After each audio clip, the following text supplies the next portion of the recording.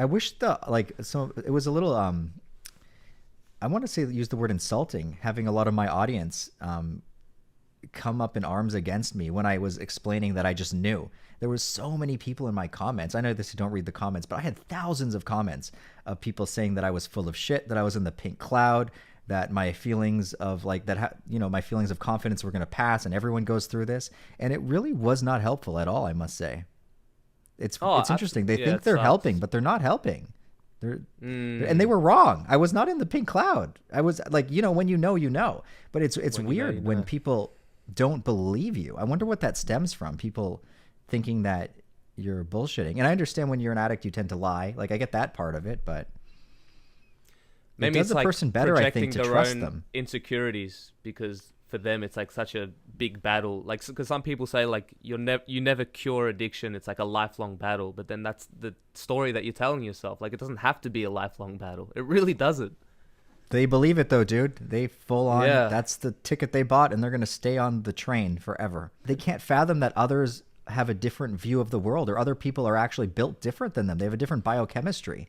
Like it's interesting how some people try to copy paste their view of the world onto everybody when it doesn't work that way. We're all different. Nah, it's good to see that you're doing really well, man. Like I said, you're fucking looking jacked, disciplined, structure. Be careful. Don't talk about that. People are going to jump up and say now I've replaced the drugs with steroids when I Ah, haven't. right. Yeah. And so, like, what's your relationship with that, anyways?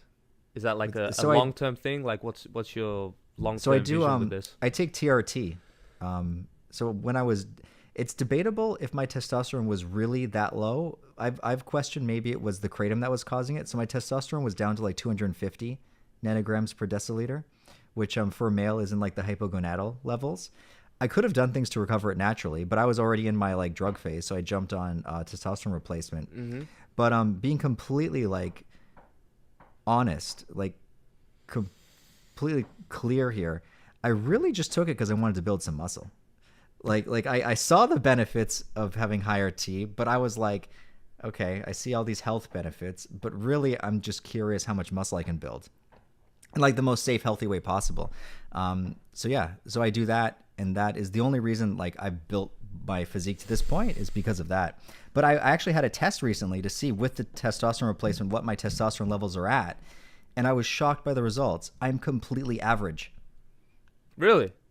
Yeah, my Even with testosterone the was TRT? Interesting. 600 nanograms per deciliter, and the high end is 1,000. I'm like still average with the TRT. Wow. Wow, that's So, fascinating. Yeah, I got to check and I pulled my, this my much levels. muscle on at average, which is crazy. So that makes me think that maybe I was actually low. Maybe I was low for a very long time because I could have never built this muscle size without it. So yeah, I think Derek, more plates, he's going to do a video going over my blood results, which will blow a lot of people's minds because everyone was questioning, like, I must be on these crazy steroids. Meanwhile, I actually have average testosterone levels. Huh. Wow. So you would have had like abnormally low testosterone then if you're like taking TRT and now you're kind of average. No, I'm totally average. Like, there's people who take nothing that have higher levels than me, which is pretty crazy. Wow. Yeah, I got to check mine. I know that my testosterone was really really low, especially when we met in Canada and I did the iboga, had the existential crisis. I think that was definitely a part of it. I was very vulnerable in that sense. All the shields were down, and like I was like a full on vegan at this stage and all that kind of stuff. And I think maybe a year and a half later, I Well, started do you like remember the number? I'm curious what it was. Do you know what the number was? of what my Your testosterone. tes- yeah. Oh no, I never knew. I just had a feeling because Oh. I was Oh, very okay. kind of going more into the effeminate side, being a little bit too airy fairy. So I'm just assuming that I would have had lower testosterone. Whereas when I I see. started introducing like high quality meats back into my body, it was like a full body orgasm, and that cured the last of my anxiety and depression. And I have not struggled with anxiety or depression, at least in a serious chronic phase, for 4 years. Not once. Maybe, And yeah, the meat sure, I really go through helped. ruts. Sure, I go through sadness, but that's okay. It's not depression is when it stays for longer than it's welcomed, and you can't get out of it. So I'm happy with that. Obviously, with a whole bunch of other work, the meat was just the final piece of the puzzle. What Just was having. your did you get your iron? Because I had my iron tested and mine was at 6, dude. It was 6 or 7. Is that Like really low? it's supposed to be between like something and like up to 400 or some crazy number. Wow, interesting. Um, yeah, I think it's supposed to be between 100 and 400. It depends on the Oh test; they're all shit. different. So And 6 mine is was like at fucking fucking. crazy low, huh? The doctor said that this was like risk of like medical emergency low. Like I should be getting dizzy, heart Wow. palpitations. So I learned this when I got my testosterone checked because I got them all checked. And then I was like, oh, so not only was my testosterone low, but my iron was low. And I was vegan too. Remember, all I was eating was Yep. fish. Yep, Like I the only meat remember. I was eating was fish. It's not vegan, but I was vegan for a while, and then I changed to having fish. And I'm sure all of that fucked me. I was like on paper anemic, like 100% anemic. And now my last test, when I found out that my testosterone was average now, my iron was at 68. So it's still it's still like it's 68's better than 7. Oh, So, absolutely 7. That's crazy. but it should 100 is like where you like at least it's rising. And I started eating meat, so I started eating red meats again, and it's good to see that it's Ah, working. nice. Yeah, yeah. So you've noticed a big difference ever since you introduced red meat into your diet? Well, I mean, my iron's higher. Yeah. Yeah. Like, I mean, but physically, I think when I even first started the TRT, I was still tired a lot. And then when we did my blood work, they were like, oh, it's because your iron's low. Of course you're still tired. Having iron that low will make you tired. And I'm definitely not tired. Like, I have good energy now. So I think the meat helped with the energy levels. Absolutely. Interesting. Yeah, Yeah, I some of guess us just aren't designed to be vegan. Like, I loved the Yeah. vegan life, dude. I was like huge so did into I. it. I was vegan for like 3 years. I made videos on it. I influenced people to become go vegan and all that kind of stuff. But now I Yeah, realize that it's, no iron. Go. yeah, Kill it's not- yourself. it's not a universal solution. You know what I mean? And for me, it really messed me up mentally speaking as well. You never found your blood though. Like for me, it was actually physically dangerous for me.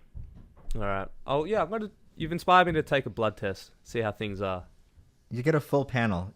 panel, yeah. Sometimes it's hard finding the right doctor that'll do it, but I'd be curious, obviously, of your testosterone, because I definitely would not recommend jumping on TRT. I would first recommend if it is low to do naturally things to raise it. I don't think that TRT is something that everyone should do. Again, if I wasn't into working out, I would never be taking it. It was just because of my working out passion. And how would you increase your testosterone normally? Lifting heavy weights, eating meat. What else? Sleep is huge. I think Sleep, the yeah. biggest I- thing I that s- people I don't sleep a realize, lot. I'm at good with least sleep. 8 hours of sleep a night is honestly the biggest. Oddly enough, cannabis raises estrogen levels. I forget the scientific reason for Huh. it, but cannabis will lower your testosterone levels. Of course. Yeah, that makes sense. Yeah. Does it? How does it make sense?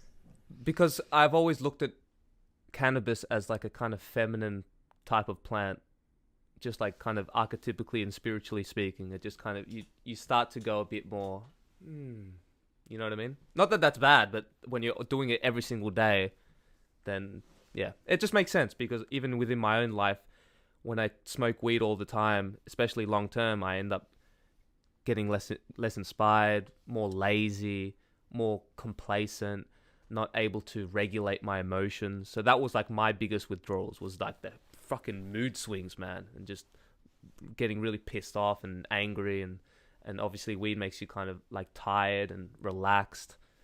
And I could make a whole list of like all the negatives that it was doing, but yeah, I could definitely see that it would lower your testosterone. Even now, like, you know, for however long, because I haven't been counting the days, but since I've quit, it's already like my motivation, my confidence, my self-esteem, my inspiration, like all these things, my energy levels, my everything. How to return everything. that fast? That sounds really expedient to get those all back. Yeah, well, and it's still in the early phases, right? So I'm sure if you speak to me in a month, it's even going to go, because it's a whole bunch of things. Because like I'm journaling every day, I'm like having, doing coaching and stuff like that, which is helping me, just with kind of clarifying my vision. And yeah, a lot of journaling, asking myself right questions, reading books, not playing video games, not wasting my time anymore, doing more work, being more focused, things like that. So it all kind of plays into each other. And obviously, because with weed, I'm much more susceptible to eating junk food and things like that, whereas now my diet is pretty good, a good 90% clean, of just like always eating healthy and fasting and exercising, getting sun. all these things. So it's good. Good. Good. It sounds like you're doing better, even though it's been such a short period of time. It sounds like you're doing better. Yeah, I think it's like closing into a month now. I'm not sure. Like I said, I don't want to count anymore. Of like, good. Yeah, I'm a proponent of not counting, so good. Yeah. I'm just like, yeah. However long it's been a while, but everything's been improving. The first You got to week write was a new kinda story. shitty. Yeah, absolutely. That's what it's about, is writing a new story. And as long as you're counting, you're still in your old story. Yeah. And like even just reminding myself of, because I think deep down it was like an unwillingness to let go of weed forever. Every time I quit, it was always like, no, I'm just going on a tolerance break, or, oh, I just want to quit just to clean my body. And then I can smoke every once in a while on special occasions, and just kind of leaving that door open, which kind of, it's a slippery slope for me getting back on my cycle. Again, everyone's different, but for me, it's very difficult for me to do weed occasionally, because it just triggers. Because I've been smoking for like 18 years, man. That's a long, long time. Since I was like 12 years old. You don't have to convince me that you can't do it occasionally. Like, it's fine. Yeah. That's your drug. It's the top of the pyramid. So And so I just had to rewrite that story of just, nah, I'm done for good, no matter what. Here's what happens with drugs. When it starts taking more than it's giving, you know it's time to give it up. There's a period, though, with all these drugs where it's actually, this is why I think another really sinister thing about them is there's usually, not always, there's usually a period where they're actually giving you more, like they're benefiting you. Absolutely. And then there's a switch that happens, and then when that switch happens in your head, you're always remembering back to the things, the benefits it was giving you, and it's like you're trying to pull them back up, but it's like, nope, you're already, like, once you pass that threshold, you're fucked. You just got to get rid of it. Oh, yeah. Or like some stoners would be like, oh, what strain are you smoking? It's like, dude, the strain doesn't matter. Fuck the strain, bro. Oh, that's because you're doing it. Dude, stop. I've gone through this so many times. I know all the excuses. There's not one excuse that you can give me that I haven't told myself. So it's like, just let it all go. I don't know. They'll get creative, man. I give them enough time. They'll come up with something. There's something you must be doing wrong. Yeah, exactly. Because if you're doing it right, weed would still be great. You must be doing something wrong. Yeah, or some people will kind of say that, like, oh, now I'm like hating on weed. And it's like, dude, I don't hate on weed. I hate my personal relationship with weed, and that's okay. Like, why can't you just let it go? It's like, imagine if you're an alcoholic and then your friend drinks alcohol and then you start justifying your use or whatever. Why can't you just be like, oh, good for you, congratulations, move on with your life? Like, why does it have to be this thing of you justifying your drug use? Like, just let it go, man. Who cares? We both know why people have to justify, they have to justify their drug use. Like, it was a rhetorical question. What's going on, everybody? Hope you enjoyed that short Your Mate Tom podcast clip. Full audio version is out on iTunes and Spotify, and the full video version is out for our Patreon. So check out the links in the description. We're actually in Şanlıurfa right now, Turkey, which is nicknamed the City of Prophets. And man, honestly, it's like stepping back in time. It's so unreal.